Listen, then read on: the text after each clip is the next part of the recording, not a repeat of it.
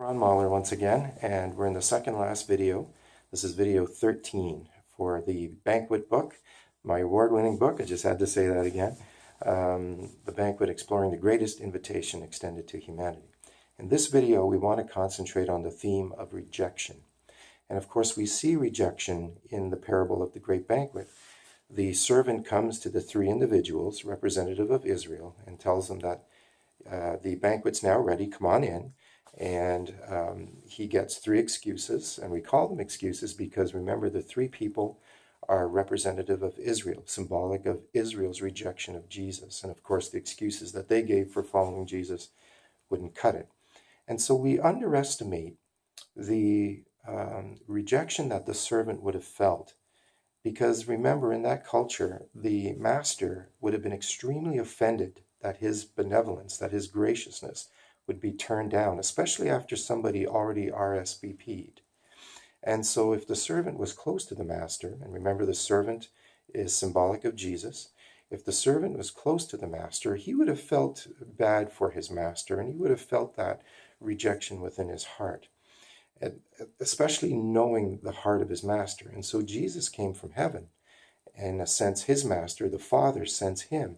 And Jesus said, I and the Father are one.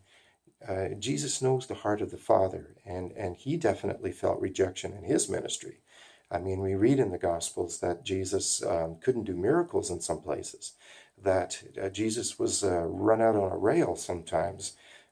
People rejected him. Hard to believe, God in their midst, but they rejected him. And there were some times when Jesus had to escape because he would have been stoned or thrown over a cliff. Isaiah prophesied that the Son of Man, that the servant of God, the one who would sit on David's throne, would be a man of sorrows. And that came true. That came true in the life and ministry and times of Jesus Christ on earth. He was rejected. He knew rejection like a book from cover to cover. And he has told us that if we wanted to take up our cross and follow him, that we would experience that.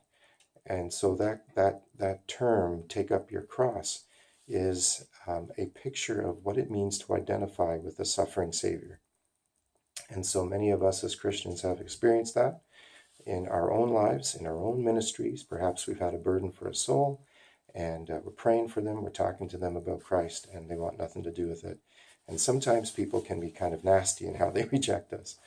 But it is a reality of what it means to follow Jesus. And he was very, very clear about that with us. As we head into the final video, I'm going to talk about missional living. In spite of being rejected, in spite of the prospects of being rejected for our faith and identifying with Jesus, that he's made us great promises in eternity for our service to him in the here and now. And so as we head towards there, let us keep in mind that there are joys in serving the kingdom. There are rewards in serving the kingdom. But along with that comes, of course, the reality of suffering. Jesus said, I'm sending you out as sheep among wolves. Sheep are vulnerable. They are harmless. They are meek. They are mild. And the wolves are representative of regions, areas, people that are hostile to the gospel, that may not be very welcoming to our presence. And so we'll look at the final video and talk about missional living there.